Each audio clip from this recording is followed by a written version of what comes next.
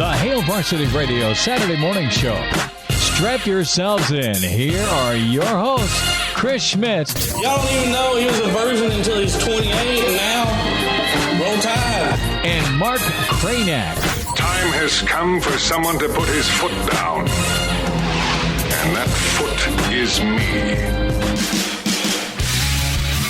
Welcome to it, weekend editions here. It's Hail Varsity Radio. Chris Schmidt, Elijah Herbel, Mark Kraynak with us in just a minute. Hope you're doing all right. Hope you're enjoying your bye as Nebraska gets set and ready to go a week from today against Northwestern. What a wild night in Boulder. What's the outlook like for the Big Red as they drive for 6 or beyond to get to postseason? You're welcome to join us, as always, on a Saturday morning with the Hail Varsity YouTube channel. Get there and subscribe to that. It doesn't cost you a darn thing, but we love catching up with you every Saturday morning or flex scheduling when it comes to pregame shows. Hail Varsity YouTube channel, the Hail Varsity Radio Twitter feed, a way to watch live as well at HVarsity Radio, KFOR Facebook, and KFOR Sports Twitter. Mark Kraynak is in with us. And fellas, there was a bet yesterday by Vic and Minnie that we would not be on time. We set a start time for, I don't know, right around 7:35, 7:40. We were all up. We were all ready to go. I thought it was 7:45. That's where I thought we were. We're still early, though, is the point. It's 7:44 Central Time. We just made a bet with the listeners that we wouldn't be on time, and lo and behold, if you set the standard of 7:35, like we said yesterday, we were in fact late. If you set the standard of 7:45, which has been the standard for about, 6 months now? 6 months, and before that, it was always 7 a.m. as we're racing into the studio or wherever we're at. Yeah, for years. So listen, we're alive and well. You see what you want to see, and on the text yesterday, you did write 7:35. I saw 7:45 though, so here we are. It all works out. Right? Late, but it's good. Well, and people can change. I actually have. I would have been here at 7:35, ready to go, but I had some fun investigative work to do in my driveway this morning, as somebody apparently hit my mailbox with their car at some point during the night last night. Not bad. It's not knocked over. It's just like off kilter a little bit.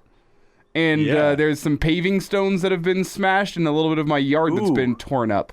And other than that, there is no evidence that has been left behind of who this perpetrator could be. So you have not poured any plaster in the grass to track the tires? Well, no, and I've been trying to figure out, like, I'm just asking exactly what time this happened, because I was up late watching the Colorado game last night. Like, I kept that thing on. When it reached, like, what was the score? 28-0, 29-0. Yeah. I did in fact flip on this week's episode of Survivor and catch up on that real quick, and then I flipped back to the game, and that's whenever I texted you fellas, "Oh my God, Colorado's imploding." You called it.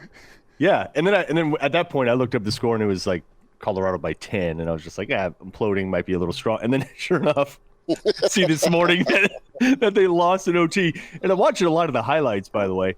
So that's probably probably that's the person that hit your mailbox. Somebody that had money on Dion. You know? Probably. I'm just saying. Like the drinks started going down pretty heavy after, once it came close to overtime. But man, for anybody that missed that game, I don't know who that Alec Minor, is that his name? The receiver for Stanford, number 13. He probably goes 6'3", 6'4". I Manor's a sophomore. He doubled his receiving yards, went for 294 last night. Yeah, he did. Well, he looks like from a build standpoint and physics and speed, he's like Quincy Enunwa 2.0. Yeah, he's just a beast. Yep. And the guy went for 300. He went almost with Flipper Anderson, almost 300 yards and 3 touchdowns. But he was awesome. He was fun. Yeah. And the Buffs are sad. I'm sending both you guys a picture of halftime. Overtime Dion. loss, 46-43, an overtime loss for Colorado after being up 29-0. I'm sending a picture to both of you. Maybe we can post of halftime Dion and post game Dion. The face. Dion he had the gold headset yesterday too, because they went all gold with the Buffs. It was quite hilarious, and I was trying to think, what's Nebraska's largest blown lead? I mean, because every team's gone through it before, where someone just comes back. It's a game of 17-0 OU, 17-0 OU in the 2010 title game. I can't think of anything bigger than that. Where they lost. There was that one up in Wisconsin where you took the lead early, and then Melvin Gordon goes out for 300 yards in the snow. You took the lead in that. That was also 17. That was 17-7. It was a 10-point lead. So it was 294 for what's his name again? The receiver. Aya Manor. Keep an eye on that dude for your fantasy team in 3 years. Seriously, like that guy's. Let's keep an eye on that dude for the portal. Well, he started off with lit up. It was a 97. Travis Hunter. It was a 97-yard touchdown to make it 29 to 14. That's whenever to 12. 29 to 12. Well, and he pulled away. He broke 2 open field tackles to make that happen. Yep. That guy is like. He's serious. After that happened, that's whenever I flip it on. Then he has another long touchdown to make it 19, and then he mosses Travis Hunter in overtime and carries him into the end zone. Freaking incredible. He abused him. So he went for 294. Okay, which running back went for 294 in Nebraska's history? I was at that time. game. Was a record. I was at that game. It was Calvin Jones at Calvin Kansas. Jones? 6 touchdowns. 6 touchdowns. Was that 92? That was 1990, I think. 90 or 91. No. Yeah. Really? Okay. Yeah. I have to look that up because I was there because Nebraska was down 17-0 at halftime of that game. Because the end of the Weebacks was 92, if I'm not mistaken, right? 91 because I think Derek Brown went to the 92 draft with Johnny Mitchell. Then who would have been the tailbacks in 92? Sorry, we're bringing this up right now, Elijah, out of nowhere, but it's an off week, so here we are. So, Calvin was there through 93. Might have just been Calvin in 92 because the Weebacks were in. Could have been. With 91, Weebacks were 91. Yeah, and Weebacks, for those that don't know, that was Derek Brown and Calvin Jones, and they were both 1,000-yard. If they weren't 1,000-yard rushers, they were 1,000-yard rush capable. No, they were both 1,000-yard rushers. They both got 1,000 that year. Yep. Yeah. And now we can't even get one guy or 4 guys to combine for 1,000. But whatever. You lean on the run game, Kraynak, but there's joy on your Saturday morning, even though there's no Husker football. Do you know a lot of Husker fans are between Twitter and in our comments are just jacked. They're smiling. The coffee tastes a little better.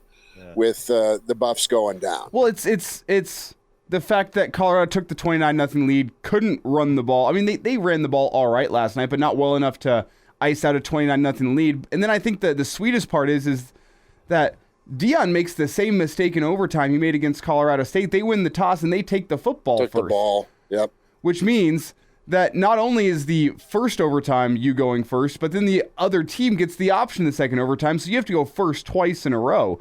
Which, does it probably really matter? I mean, Shedeur goes and throws the pick in the second overtime anyway, so is it going to matter? Maybe, maybe not, but it's easy to be the armchair analyst on a Saturday morning and say, well, why are you taking the football first? It doesn't seem to make sense. It's easier for your offense to know what you have to go out and do.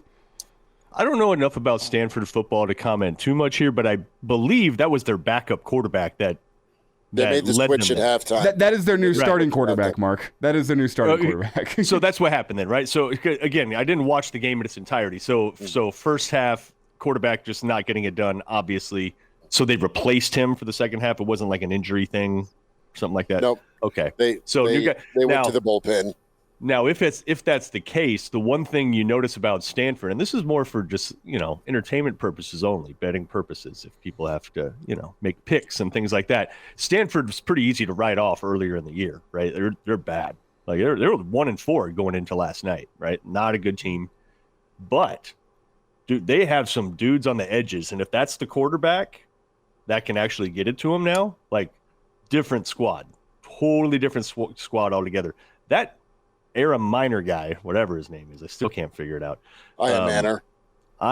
That Ian Manor guy, I would put him in the top 3 of receivers I've seen this year on most teams. Like straight up. Like, have you seen many better? And keep in mind he's doing a lot of this work against like a Travis Hunter, who everybody's saying is going to be first, second round in the NFL as a two-way guy. And he frustrated the hell out of Hunter. Hunter ended up getting a personal foul on him, which ended up being a backbreaker and allowing Stanford to hang around. Like, he was frustrating him that much, and he went for almost 3 bills. I don't know. So they got some dudes on the edges, and it's like I would look at Stanford a little more closely moving forward if they stick with that backup, who apparently is the guy that should have been starting all along. And Colorado also, in that game, benched Marion Cooper, who was a big-time transfer out of Florida State that they got. He's been the corner opposite Travis Hunter. After halftime, he got benched. Didn't seem to because of injury reasons. Deion was unhappy on that sideline. There were some arguments that they showed on the sideline. You can see the picture here. That is not like... And Elijah is showing a screenshot right now of Deion, and in the top photo, Deion is smiling. He's happy. Probably the halftime or pregame interview. And then the second picture just below that, not so much. Not so happy. And it should be noted that picture is not some like screen grab that's been taken out of context. That is actually what Deion looked like through most of the fourth quarter and overtime. He had that same look on his face, the hood up, just absolutely dejected. You could see it from Prime's expression, and people are gonna be mad that I call him Prime. Okay, whatever. He was pissed. He was pissed they were kicking off at 8:20. He didn't want any part of this game. So early the tone was set about their mentality going in. Jonathan, saying, can you imagine? Can you imagine that where it happened to Nebraska, where all those people are now? Look at how quick Prime got it done. Buffs probably won't make a bowl game now, fellas. Well, did you see the 5 games they have to go win? Maybe that's why he's so upset, because you look on the sideline, they still had the lead in that game, and that's what Prime looks like.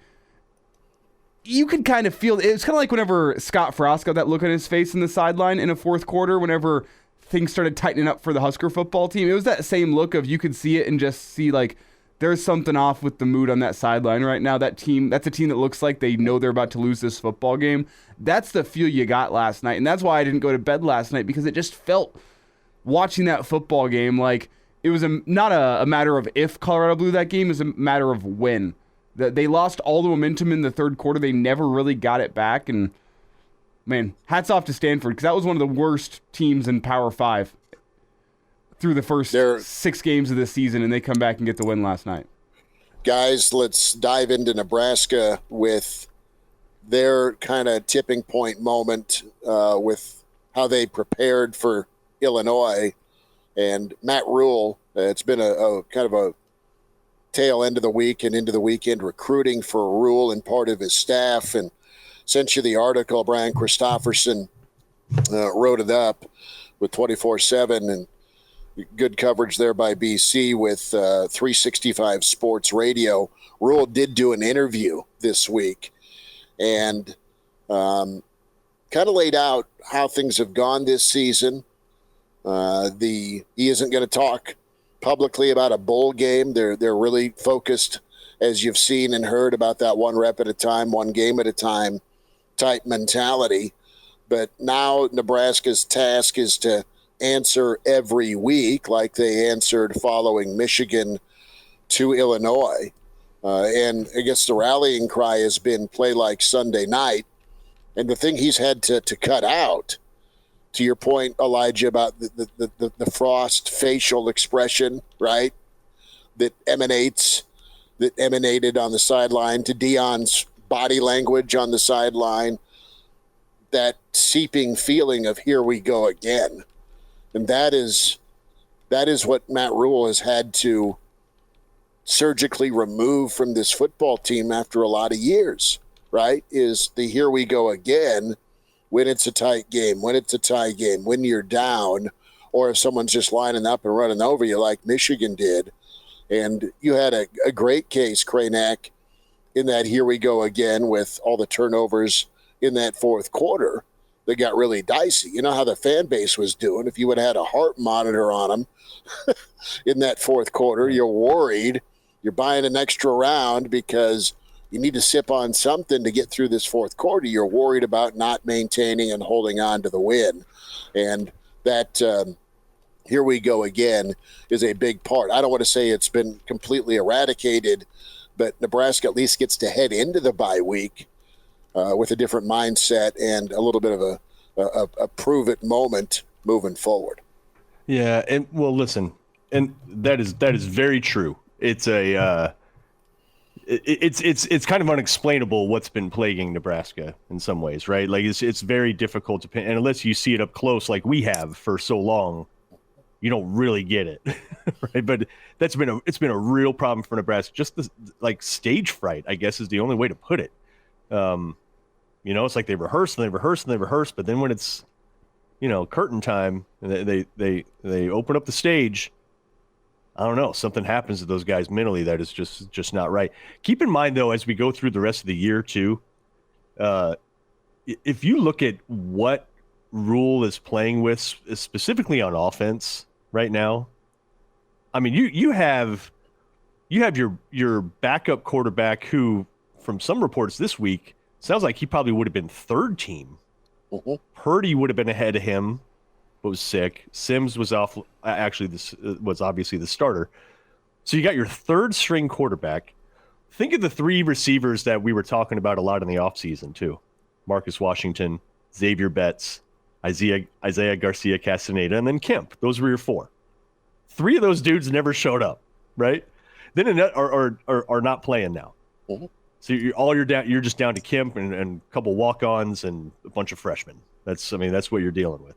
And then at tight end, I mean, we forget about Eric Gilbert. Like, oh, that was so 2 weeks ago, right? I mean, that was the guy in the offseason where everybody that had seen him, he was the top tight end in the recruiting class the year before Thomas Fedoni, played as a freshman at LSU and put up 400 some yards and a few touchdowns. Good enough to transfer to Georgia and get some PT, but he's behind two NFL guys there and obviously had some issues.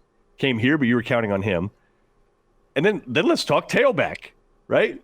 I'm not sure he should have been the top guy, but Gabe Ervin, right? He goes down. Ramir Johnson, who I think everybody became a fan of, especially over the last year or so when you started to see him run with a certain kind of reckless abandon. Tough runner between the tackles. Right? So you collectively add all that up, dude. And they're 3 and 3 receivers. Yeah, three of your top four receivers. A pro caliber tight end, your top two tailbacks, and your top two quarterbacks. What the hell do you think is going to happen to an offense like that, right?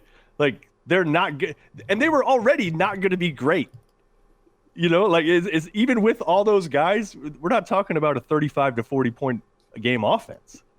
They still weren't going to be that. You were hoping for 27. Now you have your hands tied even more. 27 to 30 points with optimum conditions. Mm-hmm. And right now you're at 19. And so where's it go?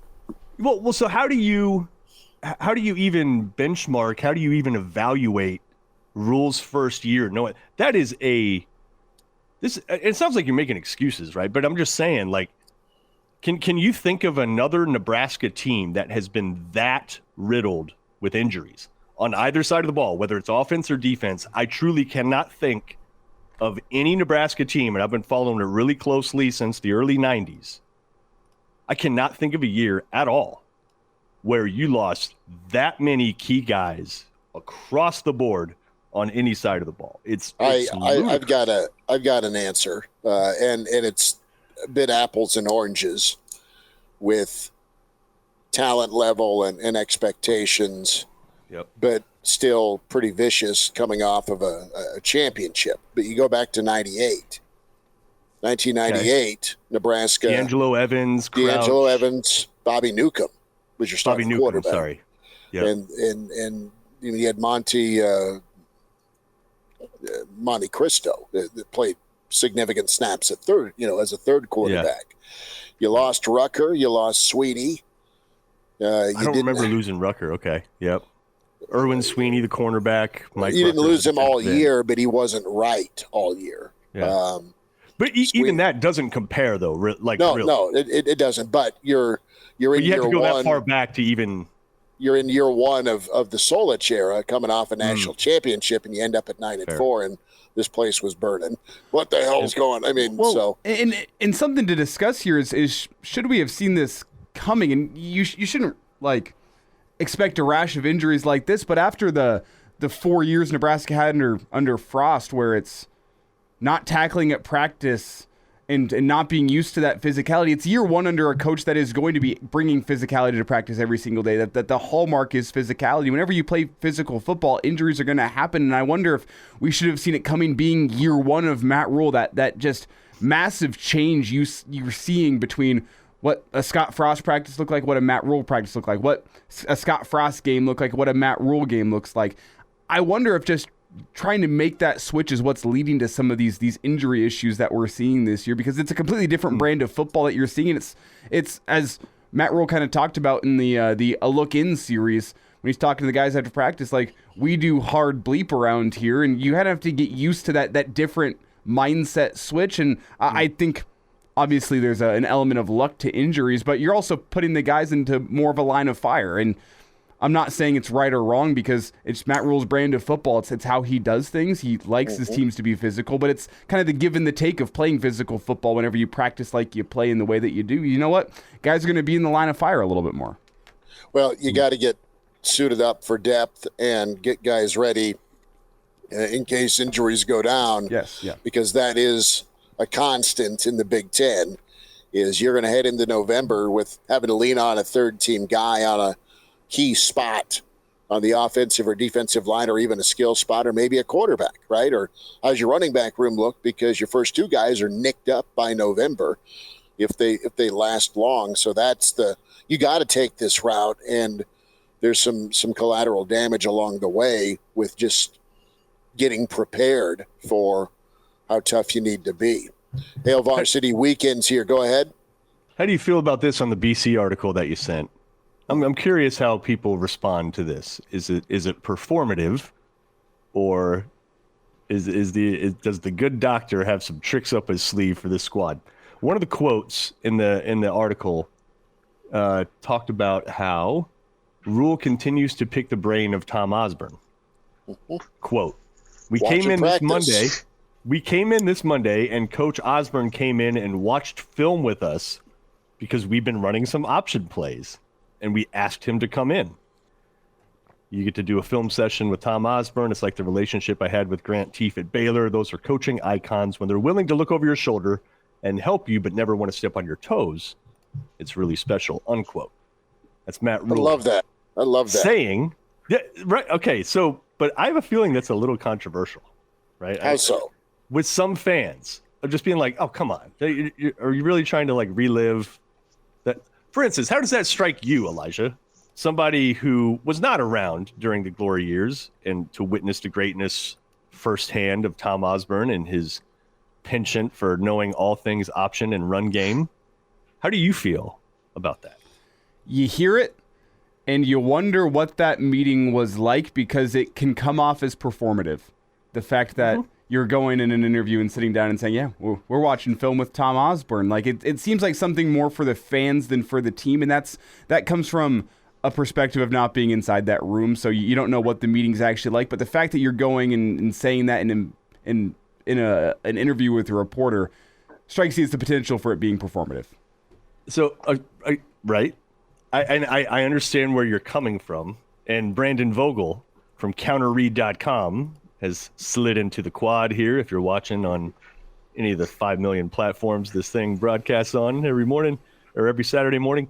So Brandon, when you hear that, like, I think that is what Elijah just said, I think is a perfectly logical reaction for a large section of the Nebraska fan base. But being a deep football guy like you are, and knowing how deep of a football guy Osborne was and is, and probably how deep of a football guy Rhule is, I bet you they were going really deep on some real intricacies of option football. What do you think when you hear about that quote? Yeah, I think so. And I also, can see kind of Elijah's perspective on it. I'd say it does strike me as pretty consistent with what we know about Rhule. Mitch Sherman had a really great article at the Athletic this week about Matt Rhule. He's referenced Bill Walsh. He referenced Pat Riley. He talks about the books that he's reading. He's just that kind of like, I'm going to absorb information type of person. And here, he's got access to Osborne. He is somebody I think we've seen in the past. Like, if you ask him, he'll come and try to help, but he's not just gonna hang around or hang over the program, which I think at times has, been a small issue at Nebraska, because he's such a larger than life presence. In terms of the run game, we could spend an hour talking about just Osborne and the run game. Let's do that then. I don't remember. That would be my favorite show ever. I don't remember when when the quote was from. I know he said it multiple times, but Osborne kind of famously said, when they were deciding to implement some option, largely based on what Oklahoma was doing with the wishbone and the success they were having, said he thinks a rushing yard's worth more than a passing yard. And it's interesting because I think college football over the past decade or so, maybe that wasn't true anymore. But I also think maybe we're coming out of that era, and, the pendulum always swings. And maybe things are going more back towards a little bit more of, look, everybody's done hurry up. Everybody's done all the RPO stuff. They're all, a lot of teams are still doing it. It's not the advantage it once was. It also makes me think back to, okay, so what's that meeting like for us four dudes who were not there? Just trying to imagine it. And one of my favorite football quotes ever was from Homer Rice, old school option guy. Paraphrasing very much here, but he, basically said the unique thing about Osborne was not just that they ran the ball well, but they ran all of the plays. And so that, and you can look back at those old Nebraska playbooks and see that. And they had the whole encyclopedia of run plays. And what made him good was knowing which one to pick based on what they'd shown, what they'd done previously. And that's stuff that I think can be transferable. And which to pair things with, right? Literally doing things in the first quarter that you're really just setting up the third quarter. Yeah. Like a true strategic mind when it comes to the run game. But sorry, Chris, go ahead. No, you're right. I just wanted to jump in on this from a question mark and performative question. I look at this as Rhule said from the very beginning, and I think it was his first press conference. We're all there, and we're in the Hawk Center, and it really struck me. A lot of things did, but it was, I got to figure out how to win here. I played in the Big Ten, but I have not coached in the Big Ten. So how do I win here? How do I do two things at once? How do I take over a team? How do I develop a tough football team? And, oh yeah, by the way, how do I win in year one and not take shortcuts to do it?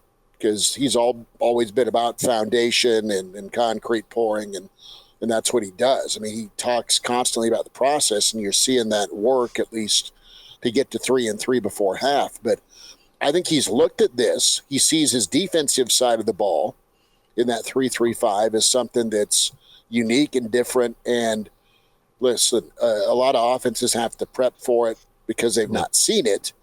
And what do I have available to what you started the show on, Mark? And that is, look at how injured this Nebraska team is. Look at what they're missing on offense.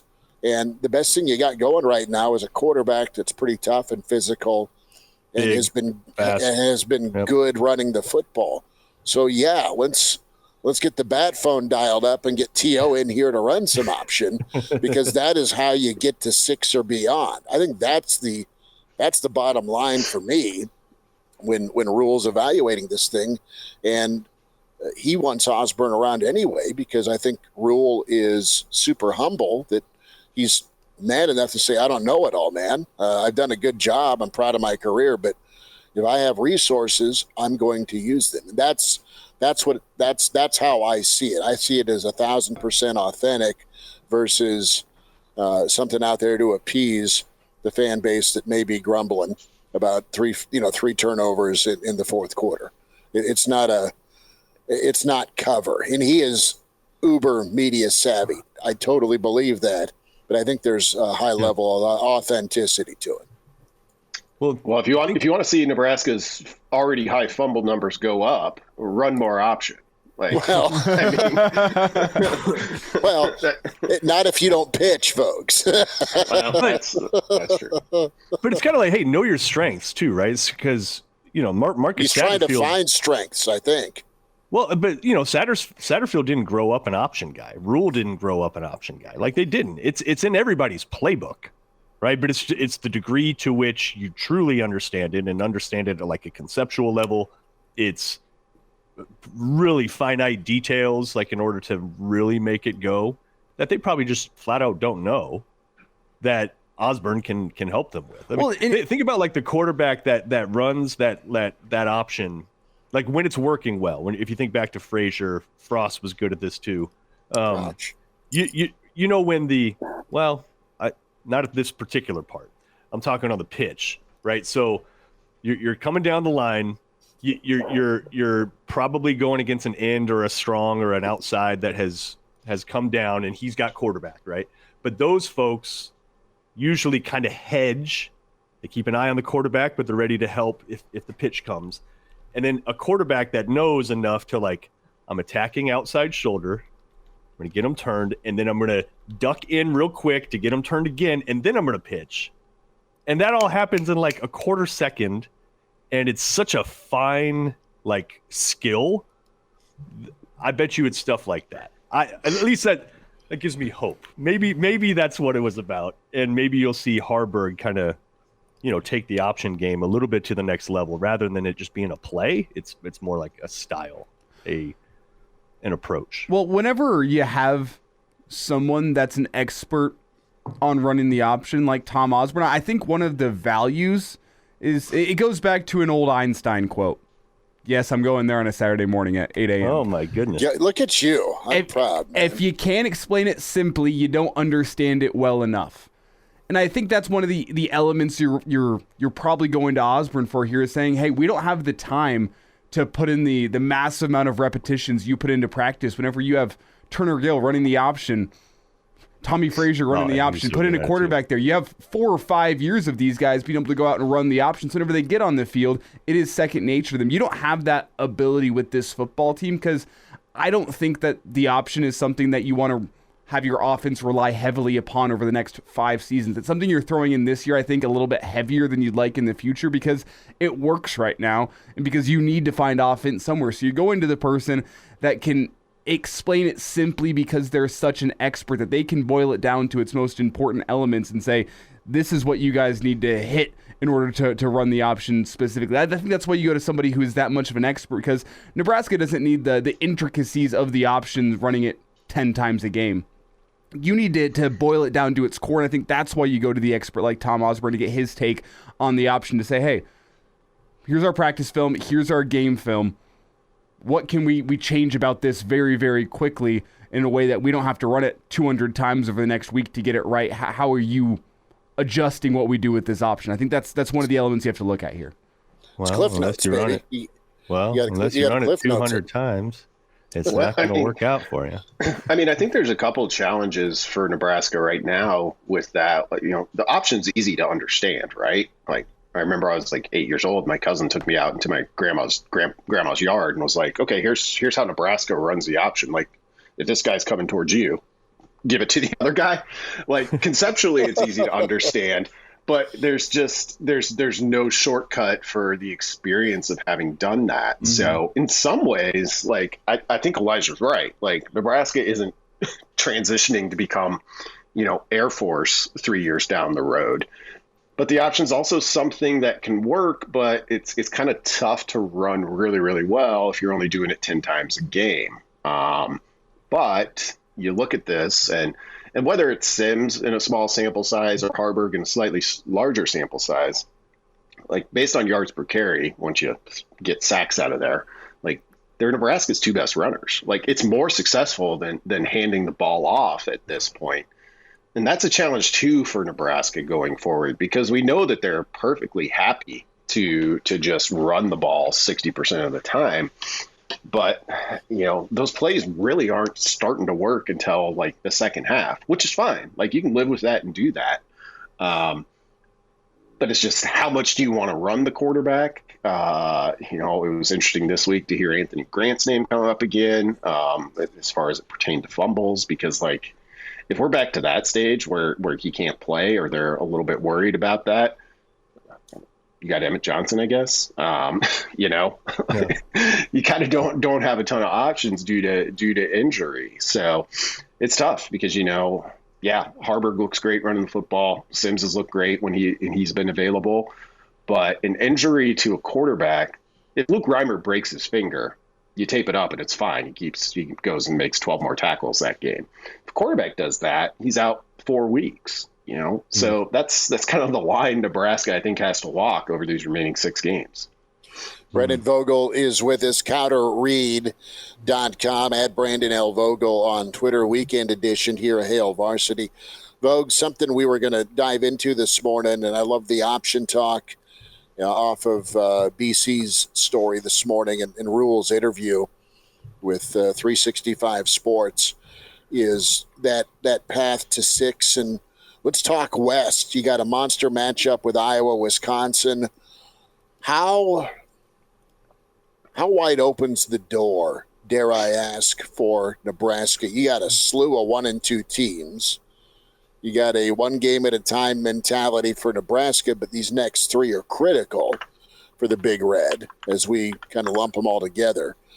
And, what do you look at for Nebraska this second half of the season to really kind of accelerate momentum-wise and, have a puncher's chance, dare I say, for the division?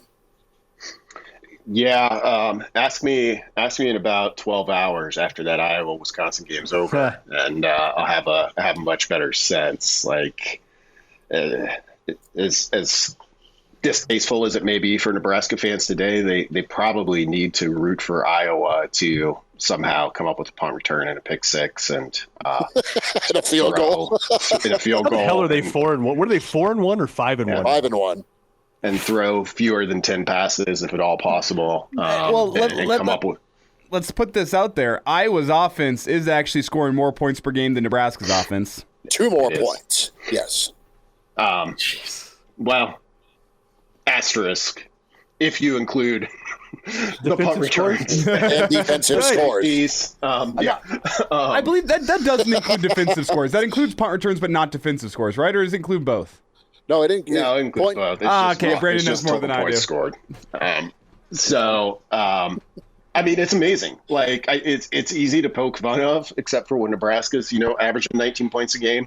Iowa finds a way to get it done. And they found a way to get it done against Purdue way easier than I thought they would, given the level of quarterback play they had in that game.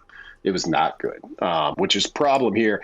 If Wisconsin gets to 3-0, they've still got to play Ohio State. They played Rutgers last week. Their other East draw, they got a pretty good East draw this year, is Indiana.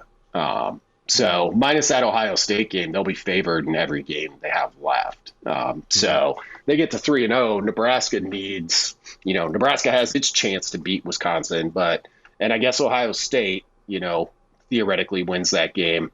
So then you'd have a head-to-head tiebreaker against Wisconsin. But if Wisconsin loses to Iowa, I think things become wide open because Iowa just plays close against almost everyone. So, and with the injury they had at quarterback, they're a lot more volatile than I think Wisconsin is at this point. So it's nothing's closed off for Nebraska in terms of the West Division, regardless of what happens today. But it becomes everybody's still in the pack coming down the stretch if Iowa comes up with a win.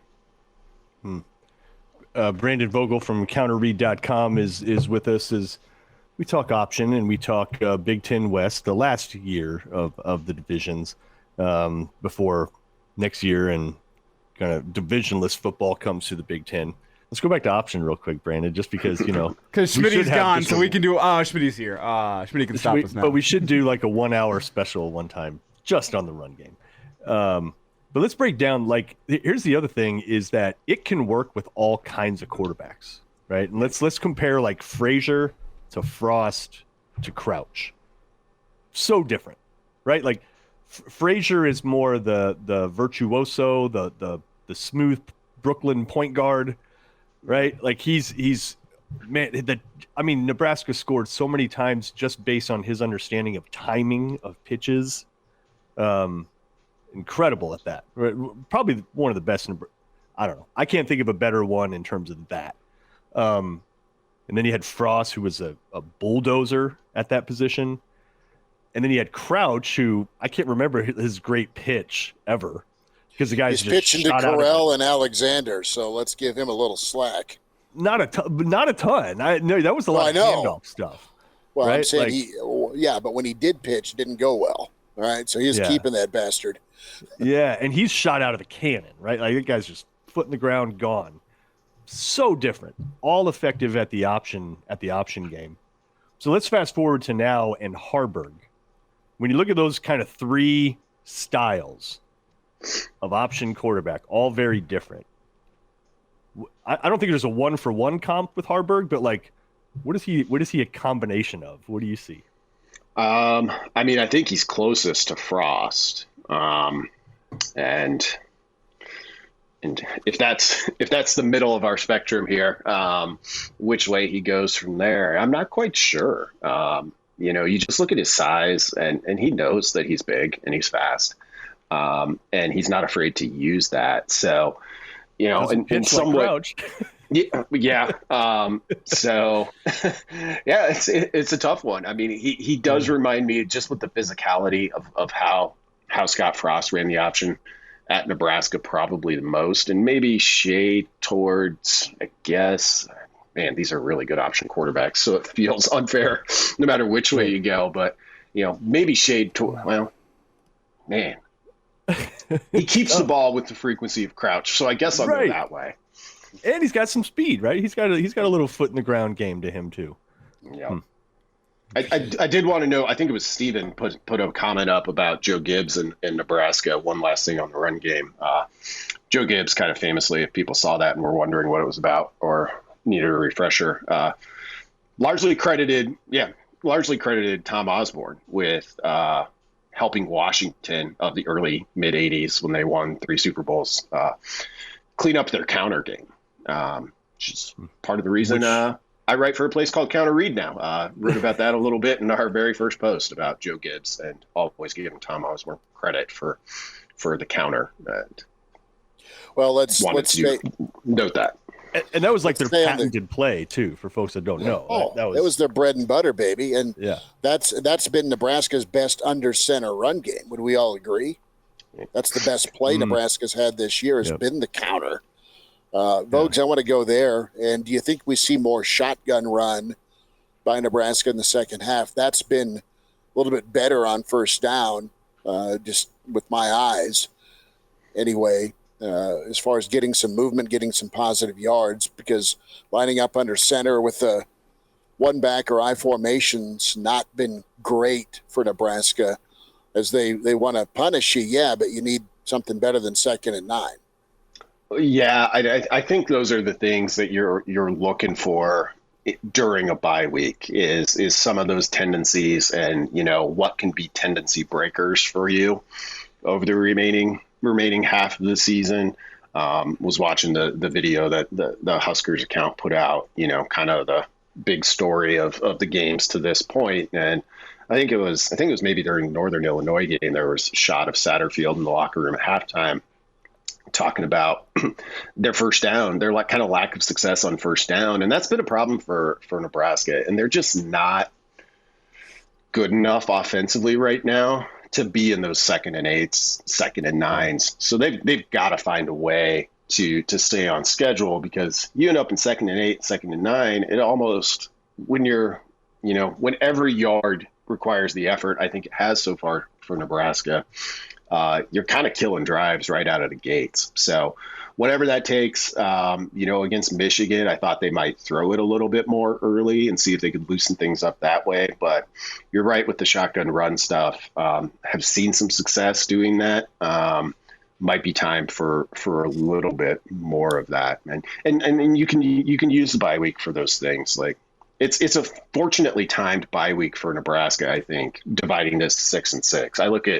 I felt this way about Illinois last week. That's a team that needs a bye and is still 2 weeks away from one. Colorado last night, I thought that was kind of a trouble spot for the Buffs coming in. Didn't look like it early.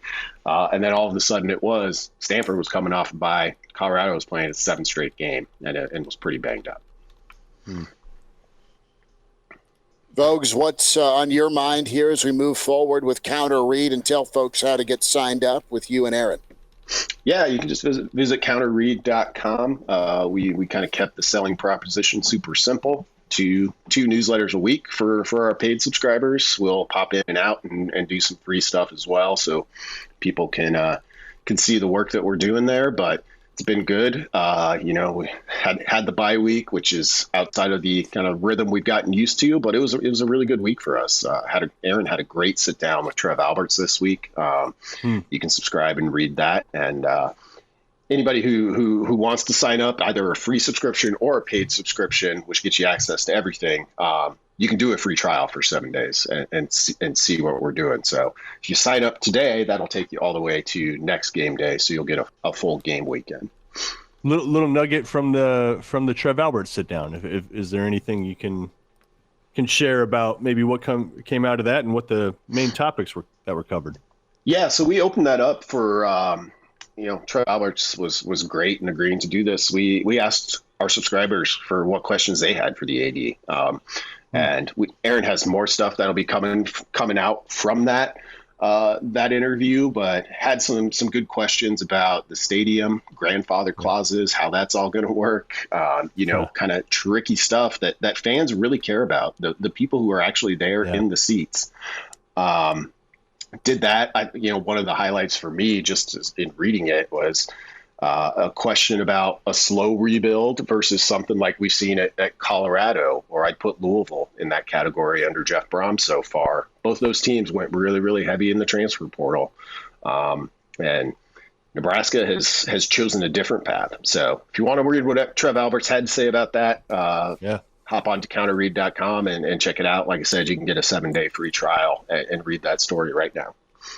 That's awesome. Cool, man. Get signed up with Vogues. Vogues, appreciate you, man. Enjoy your Saturday and your football, bud. Appreciate you. You too, guys. Have a good weekend. There he is. Brandon. Good stuff from Brandon Vogel. We go from Vogues to the Iron Horse. Backwards hat kind of guy. It is a bye Saturday for Sharpie. Brother, you had a good football game last night in Omaha as you were doing TV. You had the number 1 versus number 2 matchup a little bit further south from where you were at in Class A in Lincoln. And, we've been able to recalibrate all week and project to these next 6. How are you? Good. Hey, my question is, do you think that Stanford was drunk dialing the Big Ten office this morning? I hope so, as long as they can bring their friend Notre Dame with them. How about that? I know you guys have talked about it. We'll probably touch on here a little bit. Saw Bennington and Elkhorn North last night. Great matchup, 1 versus 2. Bennington's got a really, really good football program. As you guys know, they've won 34 in a row. And then Elkhorn North, Chase Lofton, who has got a dozen Power 5 offers, including Nebraska at tight end. The wind was terrible last night. Anybody that was out at a high school game, the elements weren't great for really kind of the first time all year. So they weren't able to get him involved. So Bennington won. I'm not surprised Westside won 31-14. And from what I was told, because we were doing the B game on TV, that it could have been much worse. There were some questionable things that were called in that game, but I don't know who in A is going to beat Westside. Yeah. That's the thing. We're in the discussion about the 23 West Side team being one of the better high school teams, but like 2 through about 6 in Class A, there's some really good teams that are going to battle it out to see who gets to Memorial Stadium. And Gary, I did see it took some big plays down the stretch for that West Side team. They jumped out to a lead, and then Millard South made it close in the fourth quarter. Yeah, and so I've talked to plenty of people that were at the game last night. West Side kind of was sluggish, and Millard South is an interesting team. They got 6 sophomores that start, and they got a really good quarterback and a really good wide receiver. And so they've got Ty Wisdom's got a good thing going at Millard South. I think what happens in a game when you play West Side and in West Side, then they went from a sluggish start and they're up 17-0, and then all of a sudden Millard South was like, "Hello, we're still on the field with you." They pulled away at the end. I think the thing with West Side is everybody talks about their offense, and they got Power 5 dudes on that side of the ball. Their defense is the thing that's going to win them. But I wouldn't be surprised if they meet again at Memorial Stadium. Sherry Sharp is with us. Oh, go ahead. No, go for it, Kraynak. Sorry. Hey, I was gonna switch base real quick because it's coming fast and furious, ready or not. But in hoops, Nebraska gets Braden. Is it Frager? It's Frager. Yeah, yep. Frager. Guy's going to be a junior, 2025 commit to, or he is a junior. 2025 commit for Fred Hoiberg and company, and if he ends up signing and coming, he'd be the first Lincolnite to sign a scholarship out of high school since Jake Muehlheisen, like back in 2001. Kind of a late bloomer. I mean, obviously, he just finished his sophomore year. He goes about 6'6". He's a wing, lefty, can shoot the 3. He's kind of blooming at the right time here. Just Gary, from what you know, and then fellas, from all the games that you call in Lincoln, just be curious about what you think Nebraska is getting here. And when you saw him in the high school game last year, did he jump out as a high major D1 guy, or is he really just growing and blooming now? He's a good player. Here's the thing, and Schmidt can back me up this, and Elijah as well, because Elijah's seen high school basketball in Lincoln. People that go watch him play this year, you're going to have to be very careful because he's going to play a position at Southwest, which he will not play in college. But he has to play like a 4? A 5, probably. So he's going to play that at Southwest, and he's not going to look as fluid as he does during the summer when he's playing against elite competition and he's playing more of his natural position. So I just want to preface it like that because he's going to play the role at Southwest that they need him. Well, it should be noted. Chuck Love, who did a lot of the ball handling for Southwest last year, has left the program. He has transferred to a new spot, and it leaves Frager maybe a little bit more ball handling this season. We'll see. You're right though, Gary. He's going to be playing more of a nitty gritty role than he will be at Nebraska. You're 100% on there, but we'll see how his role changes this year with Chuck Love moving on. Yeah, I knew he was going to commit to Nebraska. When he was on his, I guess it was his unofficial, and he had pictures with his girlfriend. Like he put on Instagram of him wearing the uniform. I was like, that kid's coming to Nebraska. It's a good pickup for Nebraska. Until Chuck Love moved away to go to a prep school, Lincoln high school basketball has really taken a big jump compared to here in Omaha. And that's great to see. But you were going to have 2, high major guys in the same city. But Frager's a good pickup. I mean, that's a good pickup for Nebraska basketball. He's a good player. And also importantly, that you get a Lincoln kid that is worthy of a Power 5 scholarship that you're able to keep home, that nobody else comes in and takes him away, or he, God forbid, goes 45 minutes up the road to play for Creighton. Yeah, and just like kind of frame of reference for folks that don't know, Creighton, Iowa State all offered too. So, I mean, those are some of the premier programs, Northwest. Yeah, some of the premier programs in the Midwest, save for Kansas and K-State, obviously. But so impressive offer list, good pickup. No, we've seen Frager did probably 5 or 6 Southwest games last year, as he's a guy who contributed to Boss team as a freshman off the bench, had some starting moments as well. Really good catch and shoot 3 guy, can create his own shot, slashes to the rim, loves getting baseline and dunking on people. But what's special about Frager is his speed with that 6'6" frame, and he is downhill. He gets downhill, but he can also draw attention and kick out. And he's been so talented at creating. He's been unselfish. What he does best, though, man, is he just tracks that basketball. He's a great rebounder defensively, and he keeps plays alive offensively. So he's a insanely explosive athlete, and that's the best way to say it. And with what Southwest did last year, I know they got knocked out in districts, but they had some really special talent on that squad, and he's looked apart. I mean, he was just different, jumped off the court from day one when we saw him. And we, juniors known him for a little bit, just growing up together. So he's always been the big kid that, like, how old's that guy? I mean, because he's just been super, super talented for a long time. That's a good pickup for Nebraska. I mean, Nebraska basketball, which is 3 weeks from Monday, the season starts. There's a little bit of momentum. People are excited, and it's kind of interesting to me. And we've kind of all essentially been Nebraska basketball fans our entire lifetime, and it's a program that doesn't return your investment in them. Only once in a while, but we all keep coming back. Coming back.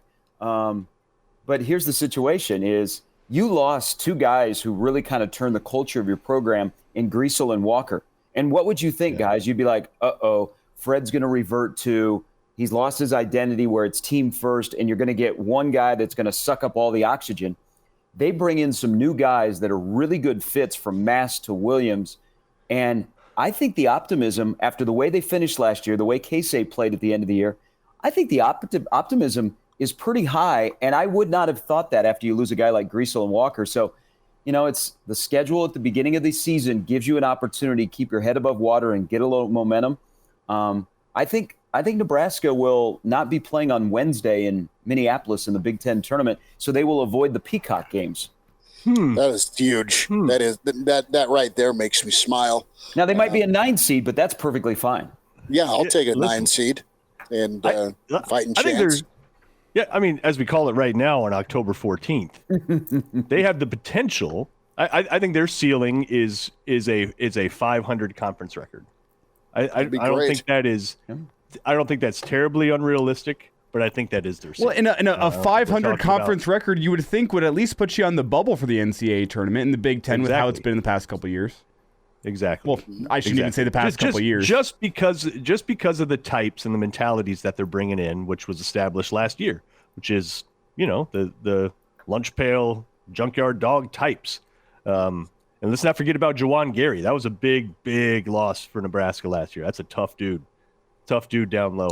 But I think Nebraska is really going to miss Walker. Walker, by the time, he had the college game completely figured out. By mid last year, he was excellent. I think that's going to be a big loss to overcome. But you got Tominaga, preseason All Big Ten, one of the best shooters in America, according to experts. Look out.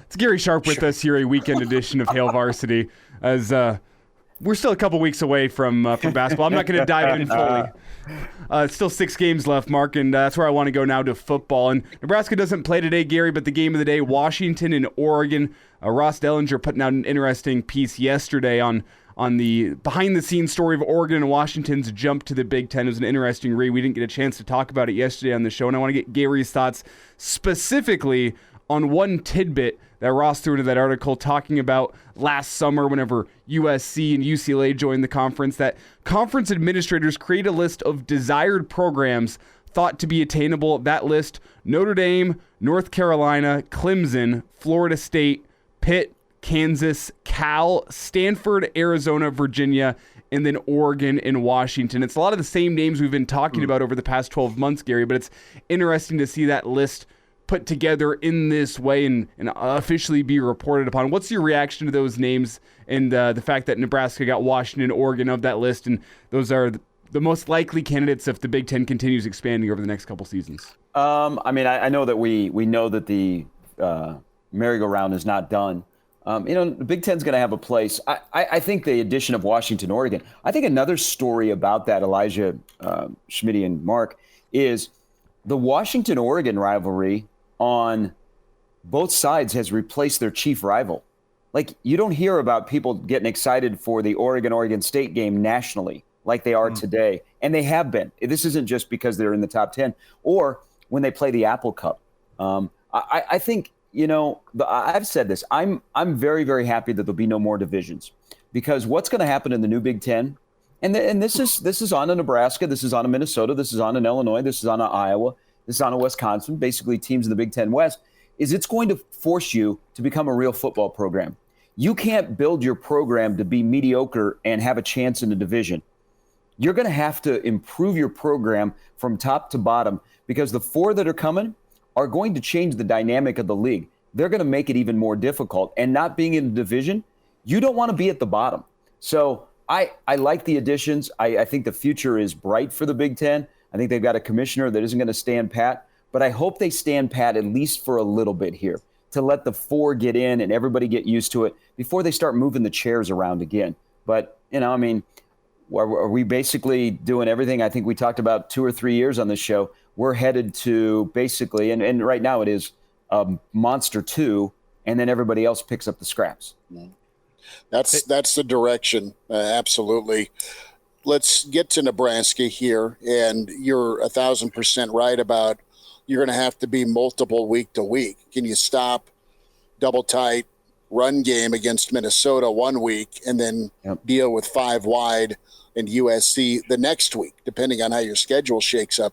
Sharpie, I want you to pinpoint this next 6-week run for Nebraska, and what is your confidence level like? What's your concern level like as we're at the midway point for Nebraska and there's still plenty out there for them? Well, I will say that I would be surprised if Nebraska doesn't make a bowl game. I mean, Nebraska, guys, we were just talking about the Big Ten. There will never be a time again that Nebraska will have a 5-game stretch like they are in right now, where you go Louisiana Tech, Northern Illinois, Michigan, Illinois, Northwestern. I'll even go 6 to Purdue. Mm-hmm. So you have the potential still to go 5-1. They'll never have a stretch like that where essentially they'll be favored in 4 of the 6 games when you have been a 500 football program or less. So they have to take advantage of these opportunities, and that's what you're looking for is growth. Nebraska is actually going back to last year. They've won 2 of their last 3 in the division on the road. They win a game where they pulled an Iowa on Illinois.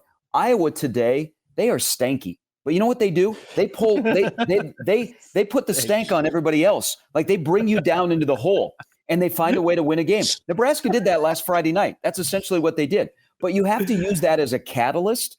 If you want to, guys in your room and guys in your stands and gals, if you want to say, hey, we're going in the right direction, you use a game like Illinois where you needed a win, you got to win. You use that as a catalyst to finish up this month strong.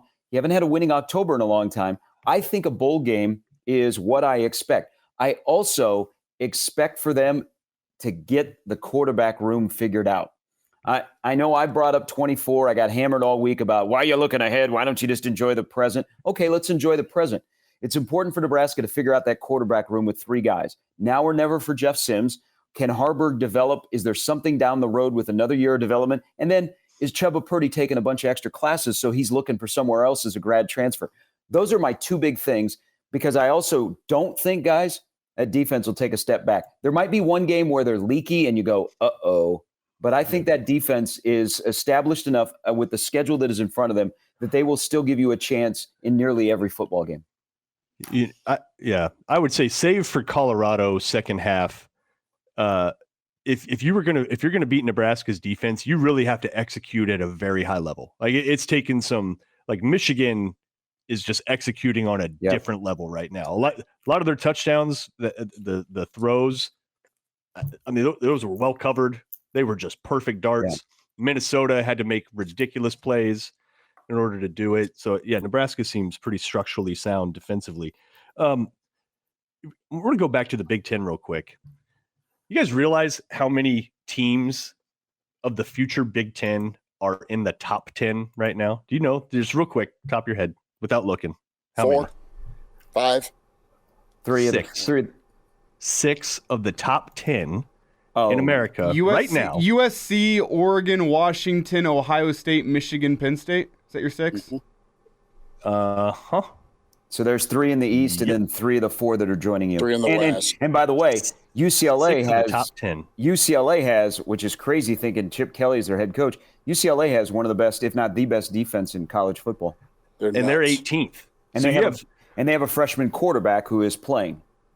So if you think about it, I mean, if that holds serve, I think everybody's kind of conceded the SEC as the best conference, and for good reason. Obviously, they've won the championships. They have all the NFL guys, but is the tide turning a little bit? 6 of the top 10, and guess how many losses between those 6 combined they have? 0. Those are all undefeated teams midway through the season right now. That's what Nebraska's joining, right? Wow. And it is kind of hard to foresee as we sit here right now. How's Nebraska going to hang with that? That's why this year and beyond are critical, man, to get it right. Getting rid of the divisions. You're getting you can be a pretty good team in that conference and be 7-5. I mean, yes, right? You can good. But you can also be in this conference and be 9-3 and have a seat in the 12, I believe. Yes. Yeah. Right? And and how does that change the calculus for Nebraska? And Gary, you've talked about fixing the offense. So let's consider that, right? Fast forward ahead, we've seen the schedules that are coming out. Nebraska is going to be at USC and at Ohio State next year. They're going to be at Oregon, I believe, in 26. I mean, it's just you are always going to have these signature, just behemoth games, at least 1, if not 2, on the road. So as you look ahead, you're Matt Rhule. You're building towards what? What are you trying to build to compete in that conference? Not the one we're seeing now, not the Big Ten West, but USC, Oregon, right? UCLA, Washington. What are you doing to position yourself to be among those top 12? Run the ball, stop the run. And get a mindset and get with your 1890 that if there's a guy out there that is a game changer, that football says, yes, we will be willing to play the game. 1890 or whoever the collective is says, all right, we'll go to work for you. And you go and get that guy. You have to play the game internally, stop the run, be able to run the ball when you want to, and then play the game outside of your program to get guys that can help you execute that. One thing Nebraska's been doing, at least the here and now, to compete now and beyond, Mark, to your point and question, we've talked a lot about what's gone sour for Nebraska or been tough, and that's the offense, as they're a work in progress with some injuries. We do like what Nebraska has with the freshman class on the defensive line. Yes. And that travels. Yeah. That's to Gary's point, stopping the run. But what do a lot of those top 10 teams you asked about do? They throw the ball. They throw the hell out of the ball. It's Penix, right? It's Oregon's passing attack with Nix. Those guys will be gone. Yeah. But UCLA's got that freshman, right? So Nebraska's got pass rushers, or at least it looks like they have guys. Uman Yellen and Linhart. Yeah. Seem like they're that'll be around for a couple of years, you'd think, to help you transition into those different offenses. You'll see if they throw it, great. Nebraska can go get after the quarterback. So this is, we because of Nebraska's injury situation, more guys have gotten to play, and you hope that benefits them on the back end, the rest of this season. And then, Nebraska is a relatively young football program in terms of distribution of scholarships. So those guys, more than a majority of that roster is going to return next year, or has the ability to return. Let me ask the three of you. Let's go around the room here real quick. Who have you been more impressed by? Nebraska's portal additions or Nebraska's freshman class, where they brought in 27, 10 have actually played at least a little bit or more than a little bit, 18 have traveled. Are you more impressed by the portal additions or the true freshman class? Well, it's not even close. It's freshmen. This is something that I hit on directly following the Colorado game. It's been apparent for a while that most of the transfers have been misses, at least thus far. Yeah, if not misses, I know what you're saying, though. Like not nearly as big of contributors as you thought. They're contributing. As you needed them to be. Yeah, they're contributing. But that's a really good question. And I think, Gary, if you were to look at using basketball terms, look at the plus minus of those true freshmen that are playing, it would be really good, right? Because I don't. Uman Yellen doesn't get a ton of snaps, but the dude They're produces. impactful. Linhart doesn't get a ton of snaps, or Van he's been Poppel. hurt recently. Van Poppel, exactly. You kind of go down the line, and it's like, yeah, those guys have maybe I don't know if it's a different skill set, different mentality, but they think they belong right now, even though they were playing high school ball last year, and they are proving that they do. Well, so I kind of asked a leading question because I'm with all of you guys, the freshman class, and kind of where I'm going is it's the balance of the future of Nebraska football, where I don't really, man, it would be great to have a Walter Rouse or a Cornelius, as your bookends. It didn't happen. Nebraska, Matt Rhule has got to understand to play that game. You're going to have to, play that game. But I like more high school offensive linemen to develop. Okay. And Nebraska's got to clean out the offensive line room and transition in the next 2 to 3 years, all of these offensive linemen that they've been recruiting. So what I'm getting at is it's kind of the balance, right? Nebraska's been willing to play freshmen, and they've got some guys in this class that are starting to hit. And remember, Dwight Boodle and Maverick Noonan, who would have played this year, they're out for the year due to injuries. But there's going to be a point in this offseason, guys, to construct the 24 roster. You're going to have to go back into the portal, and probably there's 4 or 5 guys at some key positions that to get this team where you want next year, you're going to have to probably hit some home runs. But I do like the foundation of this program is young guys, and they're getting on the field to play. And for the most part, none of them look overwhelmed, which is a great sign. Whether they were a 4-star coming in or whether they were one of those guys that we went, why did they go after that guy? They look like they belong. And also, we haven't even really seen Fields or Nation, and those are 2 guys who this staff is in love with. And the reason why we haven't, from my understanding, with Fields is he got injured late early, in fall, right? Late in fall camp, and so it's just kind of set him back. And I think the other silver lining that's happening here with the rash of injuries that Nebraska has had is you probably wanted to bring along your freshman 4x100 track team. You probably wanted to bring them along slowly. And by the way, that's not hyperbole. Like Nebraska brought in dudes that were all state champ 100 guys, sub 10.5. Like, I mean, that you have no choice but to put speed on the field when that's your commitment list. Those guys, Gary, are being like they have to carry the water for the rest of the year. There's no other choice. You have Billy Kemp, you have Bullock, Ty Hahn, and a bunch of freshmen. Am I forgetting anybody? Like that's what you got, right? Yep. At receiver. So those guys getting pressed into action, how is that not going to benefit Nebraska? They're going to have to play because literally you don't have other choices. Yeah. Hey, another thing, isn't it interesting about the wide receiver room? If we were sitting here in the bye week and the freshman wide receivers, the trio, were playing, wouldn't we all go across the board and said Malachi Coleman is probably the best of them? I'll tell you a guy, credit to Bill Bush, Jaden Doss out of Kansas City, man, the last 6 games of the season, guys, I think they are going to feature him. And they would have already featured him if it wouldn't have been for the broken arm. It just shows you that they are creating some competition where it's not only competition for spots. They've done a really sneaky thing of creating competition amongst freshmen at their same position. We haven't talked like that in a while. That's just my observation in looking at that wide receiver room. Now they all play kind of different spots on the offense, but like who's going to be the best? And look out for Doss in the second half of the season.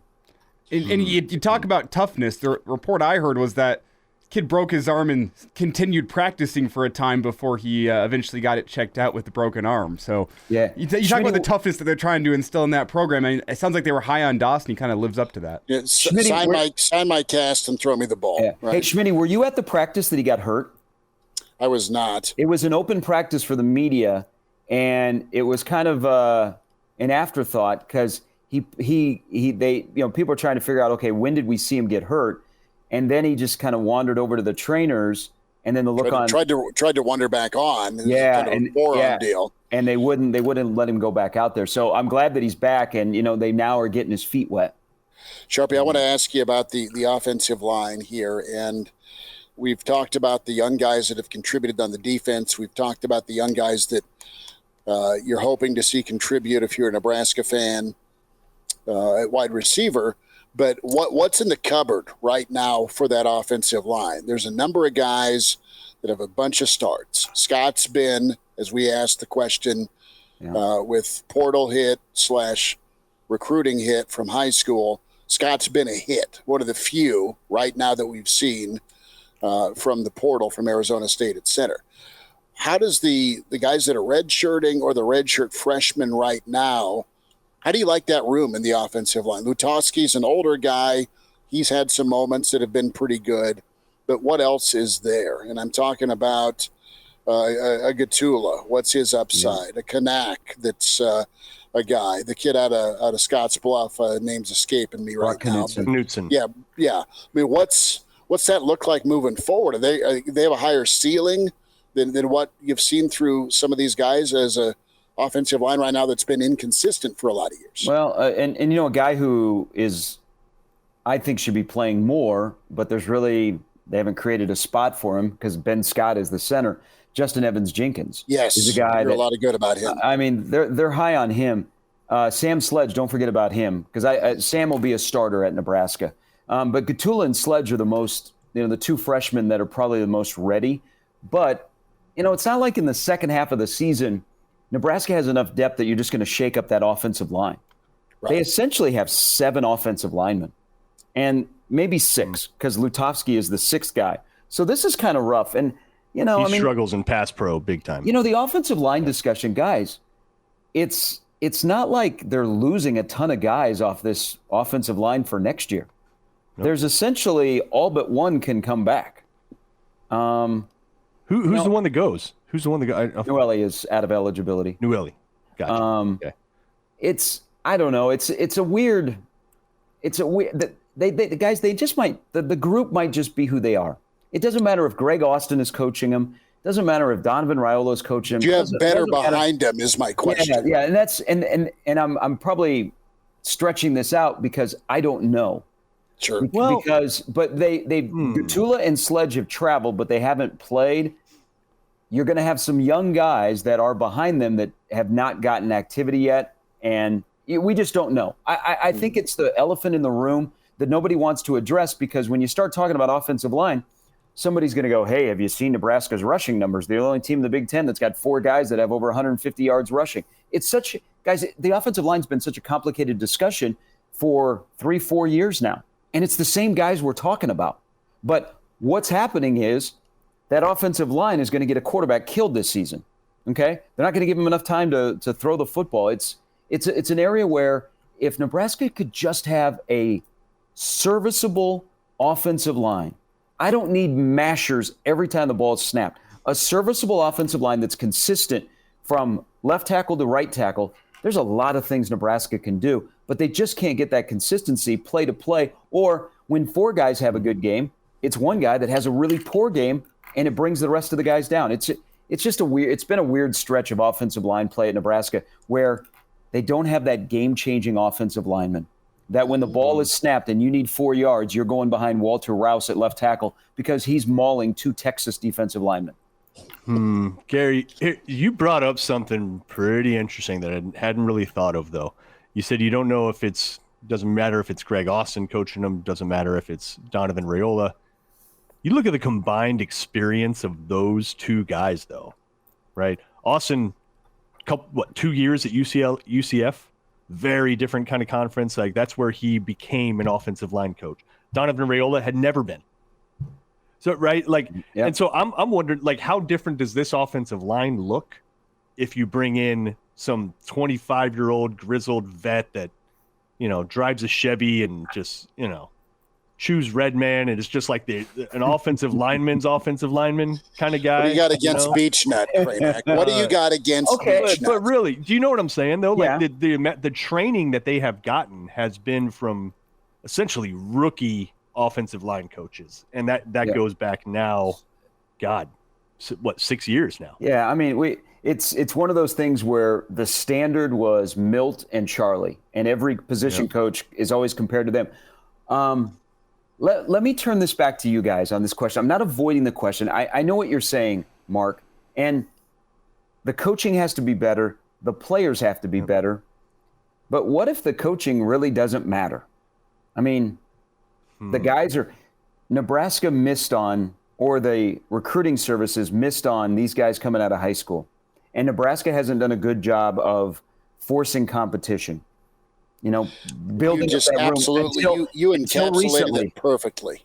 You encapsulated it perfectly with the rankings, because you look at the tackles; those are both top 100 guys. Okay, yep, they've got a lot of experience.